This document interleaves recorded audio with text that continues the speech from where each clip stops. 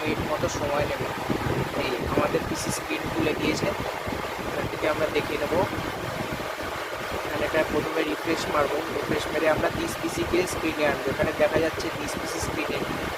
তো এগুলোকে আগে সরিয়ে দিই এমিলেটার।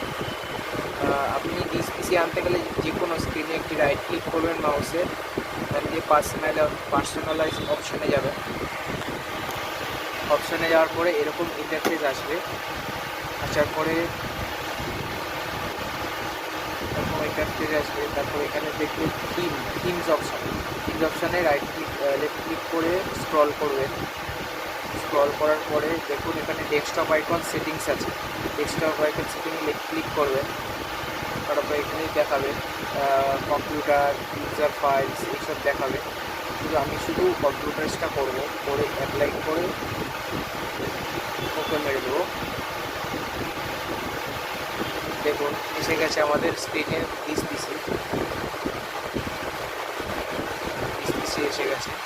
দেখুন এখানে শুধু টোটাল সি ড্রাইভটা শো করছে। আমি 100 জিবি করেছিলাম, স্ক্রিনটা একটু প্রবলেম আছে বলে আপনারা দেখতে পাচ্ছেন না। এখানে শুধু সি ড্রাইভটা শো করছে।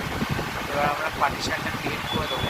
যে পার্টিশনটা আমরা ইউজ করার সময় ক্রিয়েট করবো। এখানে পিসির উপর রাইট ক্লিক করবো। রাইট ক্লিক করার পরে ম্যানেজে ঢুকবো।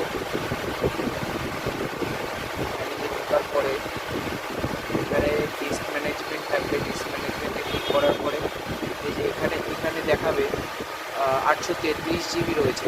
আমি এটাকে রাইট ক্লিক করে এটার উপরে সিম্পল ভলিউম মারবো, নেক্সট করবো। আমি কত জিবি রাখতে চাই, আমি এখানে 400 জিবি রাখবো। মানে 400 জিবি কিবোর্ডে সিলেক্ট করে নেবো। আমাদের 400 জিবি সিলেক্ট হয়ে গেছে। এরপরে নেক্সট মারবো, পরপর নেক্সট মারতে থাকবো। এখানে আমাদের একটি পার্টিশন রেডি হয়ে গেছে। আরেকটি পার্টিশনের সেম প্রসেস, পরপর নেক্সট মারতে থাকবো।